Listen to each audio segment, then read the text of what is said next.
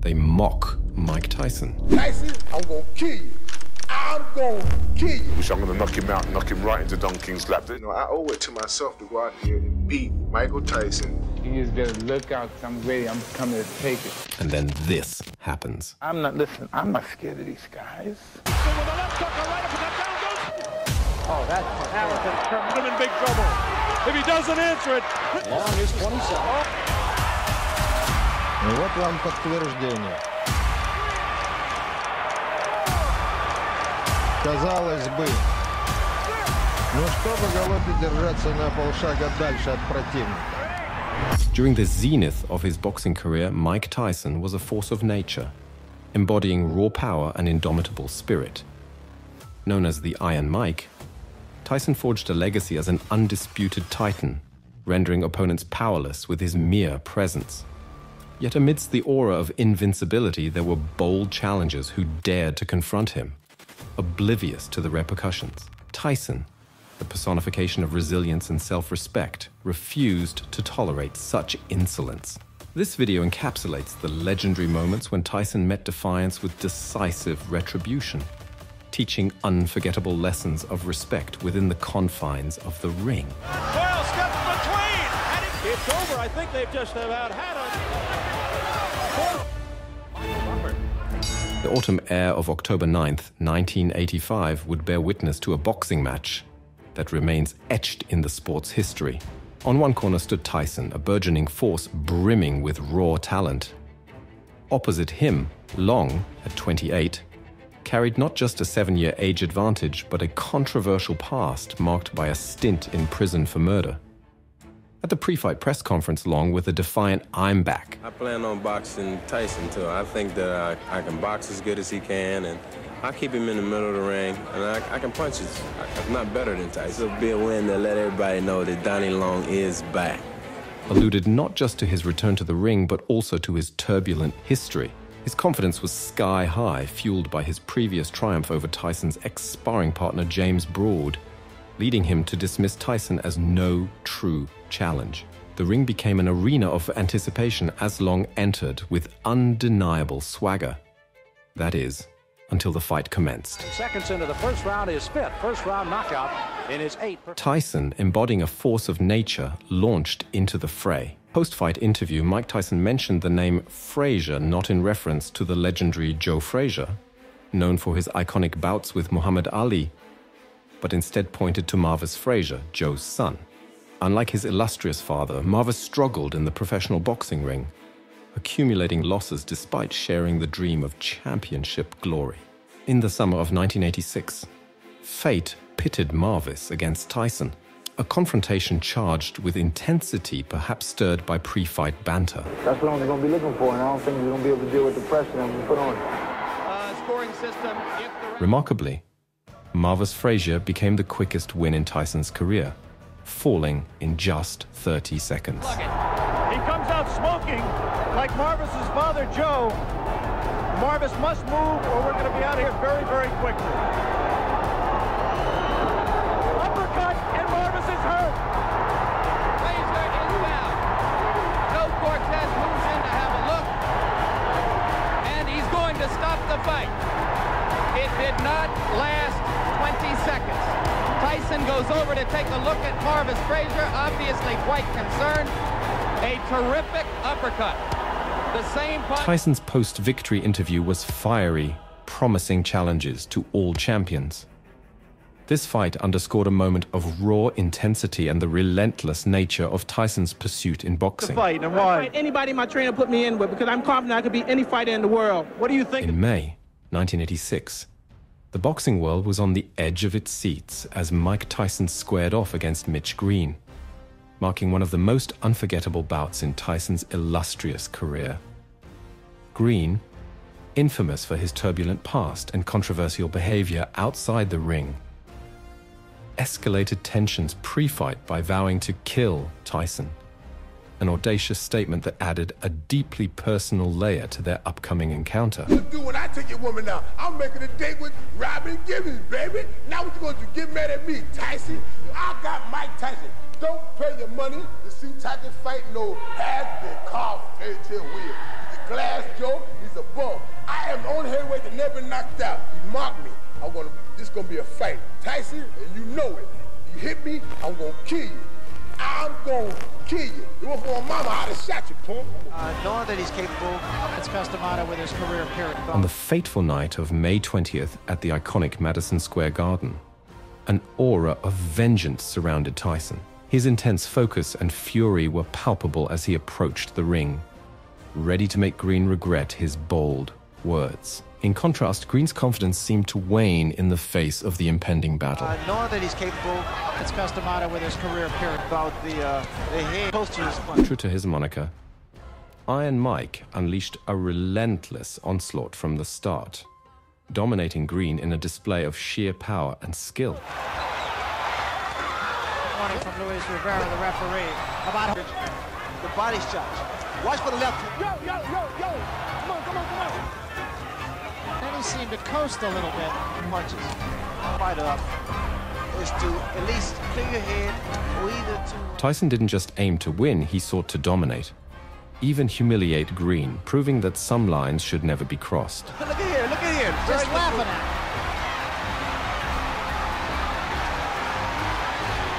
And Green seems to me, Ray, just trying to tie Tyson up, and a couple of good shots by Mitch Green. His best rally of the fight right here. Look here. No. He's caught Tyson 4 or 5 times, and Tyson is smiling with his hands.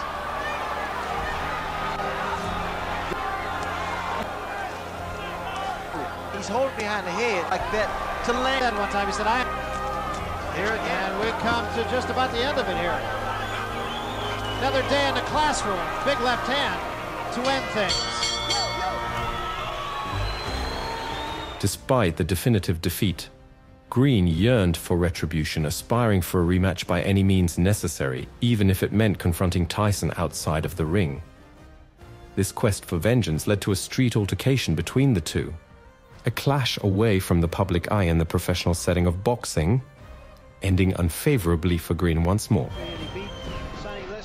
On August 17, 1986, boxing witnessed a pivotal moment: Mike Tyson versus Jose Ribalta. As the boxing world was evolving, with taller athletes beginning to dominate the super heavyweight division, Tyson's rise was especially noteworthy. Standing at a modest 5'10", Tyson was often underestimated by critics who doubted his potential against taller opponents. This skepticism only fueled Tyson's determination, making every match against a taller boxer personal. The summer of '86 saw such a confrontation when he faced the towering 6'5" Cuban, Jose Ribalta. Ribalta and his team were confident they could halt Tyson's knockout spree. You just gotta look out, 'cause I'm ready. I'm coming to take it. I'm coming to take him out. Everybody around the neighborhood really just encouraged me for this fight and telling me that I could beat him, which I know I could beat him too. As fight night dawned, the tension was palpable, cutting through the air and reaching fans worldwide.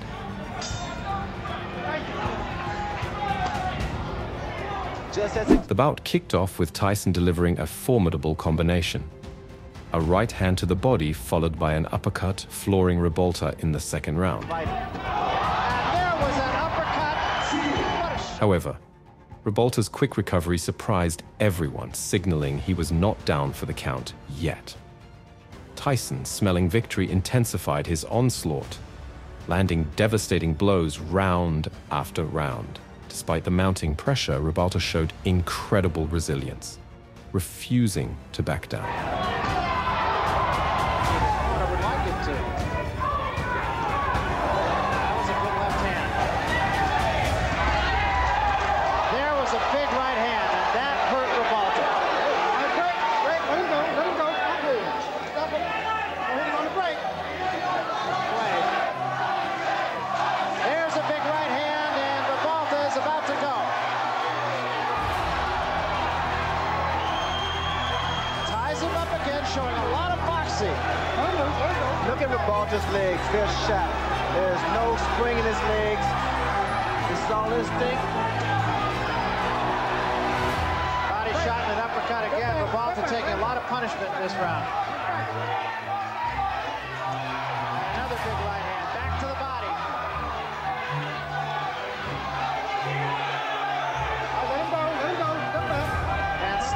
But as the match progressed, Tyson's relentless force became overwhelming. In the 10th round, a decisive blow confirmed the inevitable, marking an unforgettable conclusion to a fiercely contested battle. And wisely, Tony Battle will send 5. Oh, what a shot! And Revolta's down. He is up, but he is in some trouble. Oh, he's seriously hurt this time, though. Hey, how you doing? You want to continue? Yeah, okay. Oh, so do you want to continue? He said, yeah, hell yeah. That's a fighter. And that's it. I want to say that there's no way Revolta could win the fight, but I think the official was wrong for stopping it. He had come back from those punches before.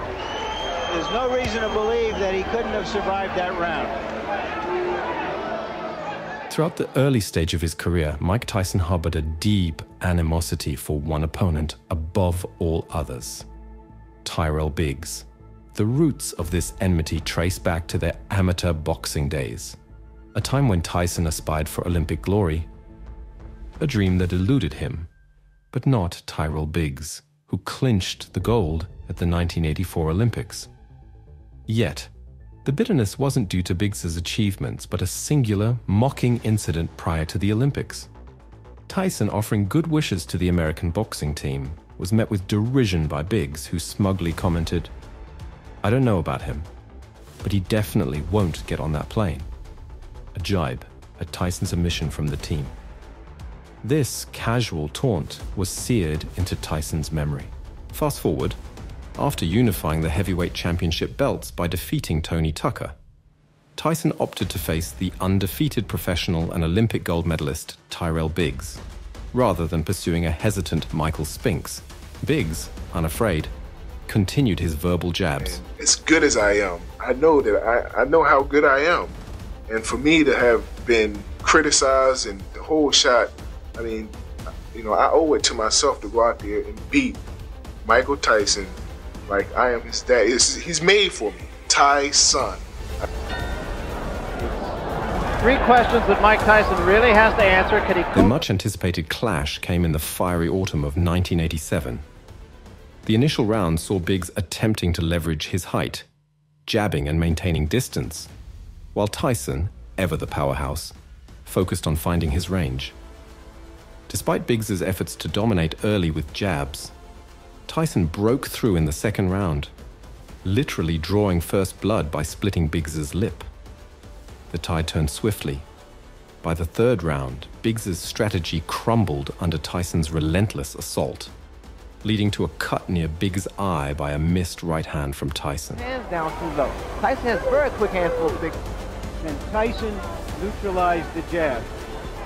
See, Biggs is doing great the first 2 minutes of the first round, keeping that because of Tyson's hand speed. And Tyson throws his punch, he loops his right hand, he loops the hook, does most damage. There was a big right hand. That was the left hook, Barry. That was the left hook I was talking about. Now, and another big left hand, and Biggs is hurt. Now, something you pointed out before the fight. And now, Tyson just hammering him. Bleeding.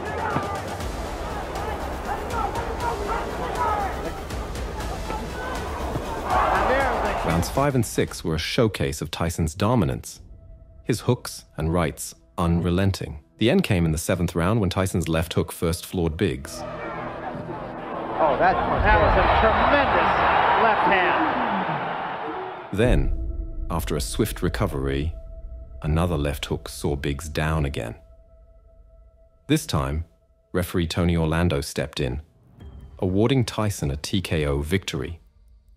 A fierce conclusion to a bout steeped in years of rivalry. No, I think it's the power and the fact that Mike Tyson actually won. The winner, still the undefeated, undisputed champion of the world, Mike Tyson! February 25th, 1989, the boxing world witnessed an epic showdown between Mike Tyson and the British heavyweight, Frank Bruno. Standing at a towering height and built like a bodybuilder, Bruno, with his knockout power and rich fighting experience, seemed to have confidence flowing through his veins. Very confident. I've got the power, the timing.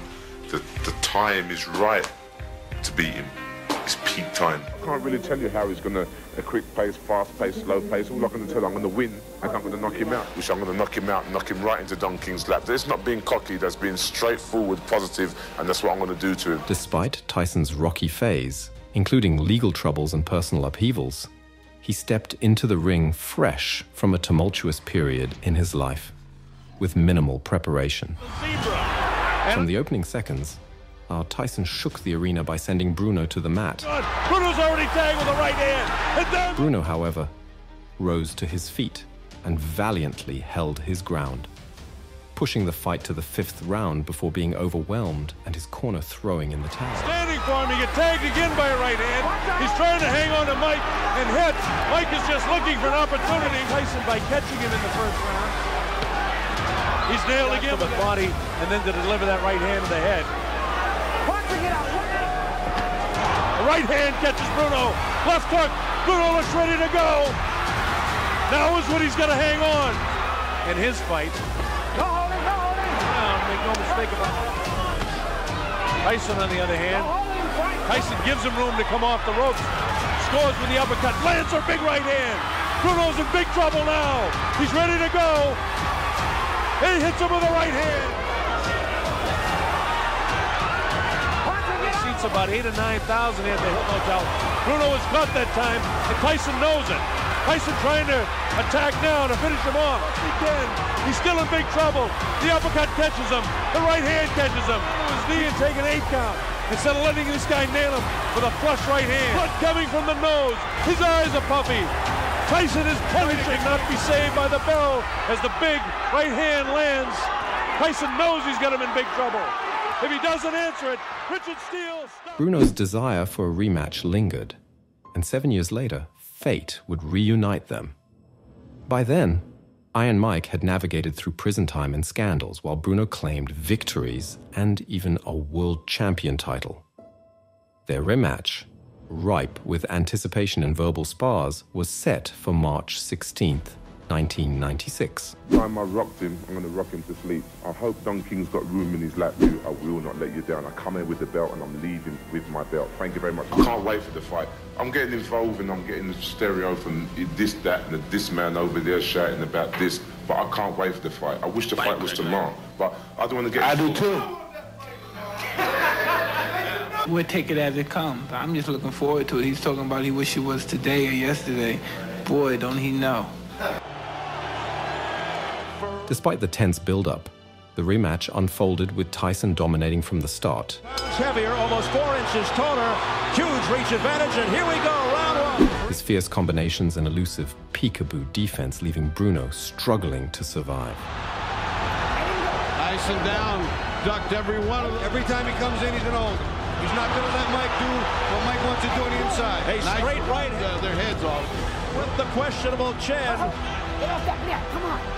He said he'll try to, he's learned to hold on, which he did with McCall. He is very strong, and he'll also try to tie Tyson up. So, on Mike's side, he's not bobbing and weaving like he has, and it's coming in pretty straight up. Tyson's people wanted to bob and roll, be less of a target attack from the angles, and he is on. That's the first one he felt the steam.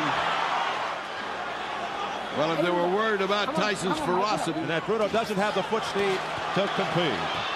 Bruno trying anywhere.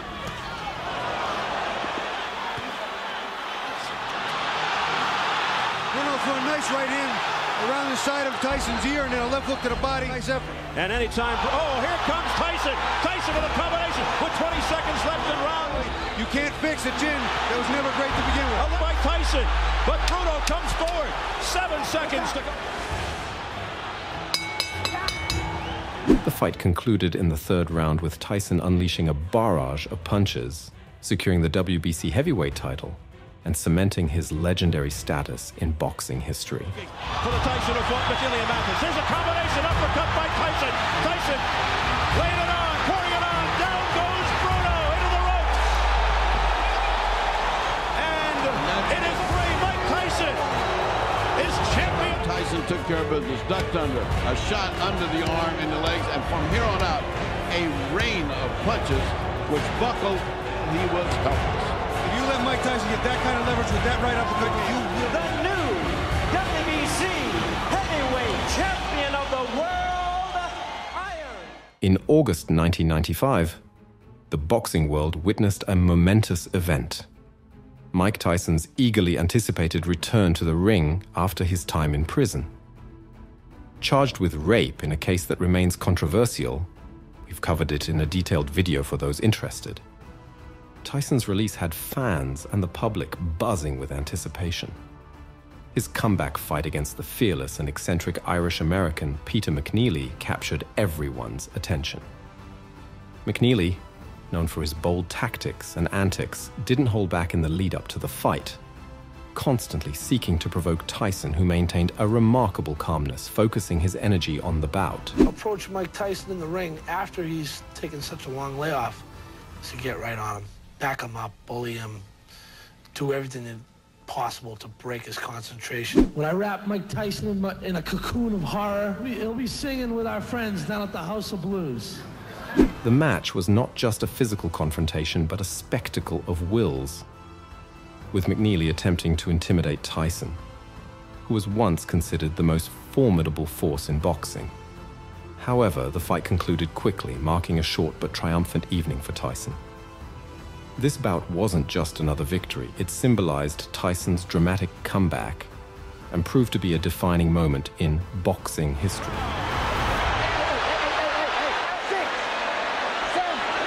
Seconds into the fight, McNeely on the canvas.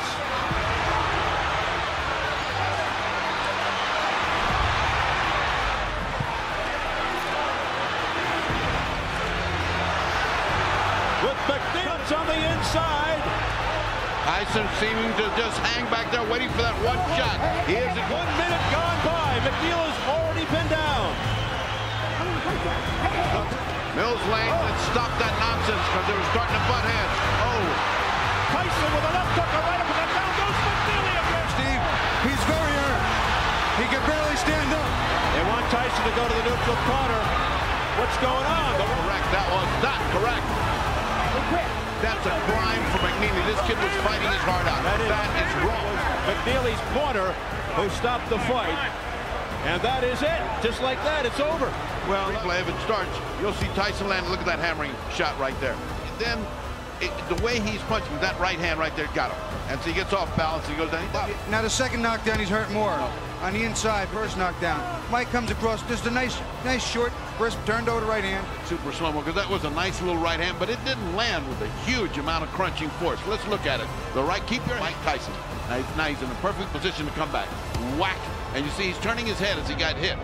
But it was enough to stun him, and he kind of tripped over Mike's feet as well. On the night of October 21st, 2000, the boxing world braced itself for a bout that promised fireworks. Mike Tyson versus Andrew Golota. This wasn't just any fight.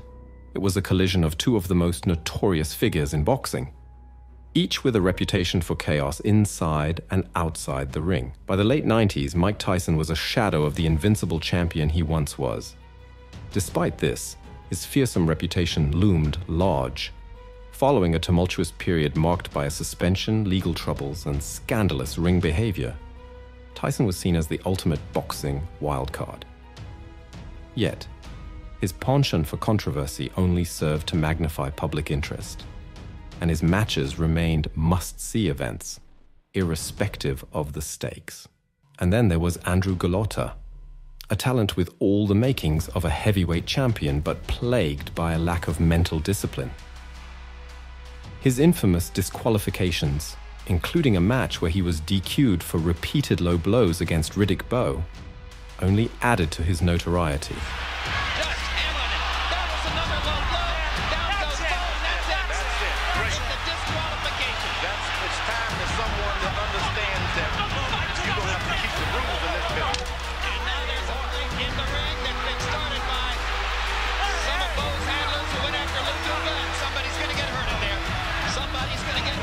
Golota was as unpredictable as they come, making him the perfect storm to meet Tyson in the ring. The announcement of their match set the stage for an epic showdown. No one cared about the fighters' conditions or readiness. The sheer presence of Tyson and Golota in a ring together ensured a spectacle. As fight night arrived, the energy was palpable. The fighters exchanged sharp words in the build-up, adding fuel to the already blazing fire of anticipation. They're laughing, we're up here laughing, everybody laughing. This is serious, though. He won't be laughing Friday. This is very serious. This is very, very serious. You know, gonna win the fight, and I hope it's gonna be a clean fight. That's what I'm looking for. Высоченный Голота. Tyson launched into the fight with aggression, aiming to overpower Golota with his signature ferocity. Golota managed to hold his ground initially, responding with strategic jabs. However, in the closing moments of the first round, Tyson intensified his assault and succeeded in sending Golota to the mat with a powerful overhand right. Вот вам подтверждение. The Polish fighter quickly recovered, but the round ended with the audience buzzing with excitement. What came next was unexpected. During the break, Golota stunned everyone by asking his corner to throw in the towel. The ensuing conversation with his coach, Al Curdo, would become one of the most talked about moments in boxing history. Don't you dare! Don't you fucking do it! The second round kicks off. Tyson lands his punches with precision, looking significantly sharper, but Golota isn't going down without a fight, far from defeated. It appears the Polish fighter is conserving energy, tactically anticipating Tyson's late round falter. Он уже внутрь. А Голота, вместо того, чтобы...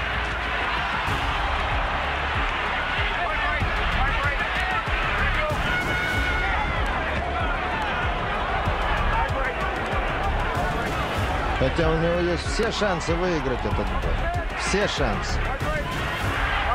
Но опытному глазу видно, что и Тайсон снижает обороты. Голоте бы продержаться. At the end of the round, during the break, Andrew reiterated his recent phrase, making it more captivating and concise. Don't talk like that! Don't talk like that! Stop it! Come on, you fuck you! You're gonna fight and you're gonna win this fight! You're gonna win this fight! You ain't quitting! You're gonna win this fight! Cut it out! Stop it, Andre! Now Polish people out there! Andre, the fuck is the matter with you? Come on! Stop it, Andre, please! Come on! Stay there! Ignoring Sirota's roaring, Golota rose from his chair and headed to the ring's center. The referee, Frank Garza, told him, "The minute break isn't over yet. Head back to your corner." Golota's response was brisk. "I've had enough," as he shrugged off the attempt. In a heated moment, Sirota tried to fit a mouthguard into the Polish boxer's clenched teeth, while Tyson, with a fierce look, seemed eager to confront his opponent but was held back by his team.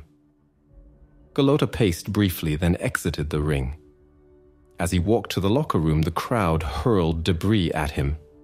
Eventually, a red soda struck him, spilling over his chest in a way that mimicked blood flow. Post-fight, Golota managed to muster the strength for a brief interview, his speech unclear and stuttering, presenting a stark contrast to his seemingly fit appearance during the match. First of all, it wasn't my day today, but I got a headbutt. A referee didn't respond pretty much well as he's supposed to. But you're a warrior, Andrew. You're a fighter. But you're a fighter that the crowd pays. I got dizziness in my head. That's it. What made you dizzy? Was it that first knockdown? What about the knockdown? Did you really recover from that knockdown at the end of the first round? Actually, I was just sleep. You know, I hasn't been hit very well. You know, just I was sleep on the down, and that's it. I stood up. What do you say to the people who are driving home now, the people who spent the $49.95 for the pay-per-view, the people who were rooting for you, your fans and boxing fans all over the world, at this great and grave disappointment to the sport? Listen, boxing is a very, very difficult sport, you know, and I'm sorry for all my fans, you know, who count on me, you know. I just did not have my day today.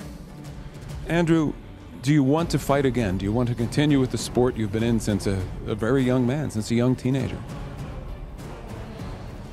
I have to give myself very heavy thought, about it. So I don't know. I have a reputation as a drill fighter, and in this particular reason, somebody headbutt me, and just, and nobody took care of this, He didn't have hard warning, Following the controversy that engulfed the match, Andrew Golota faced a barrage of criticism. Experts and fans alike accused him of cowardice, hurling insults and even threatening to withhold his $2 million purse for the fight. However, it later emerged that Gowota's decision to withdraw was far from an act of folly. It was a rational and justified move. Medical examinations the day after the fight revealed Golota had suffered a concussion, a fractured left cheekbone, and even a spinal disc herniation during his bout with Tyson. Enduring another heavy blow to the head could have resulted in paralysis. Ladies and gentlemen, this bout has been ended at the beginning of round number 3. Golota refusing to enter the combat at round 3. Referee in charge, Frank Garza, stops the contest. The winner by way of technical knockout, Iron Mike Tyson.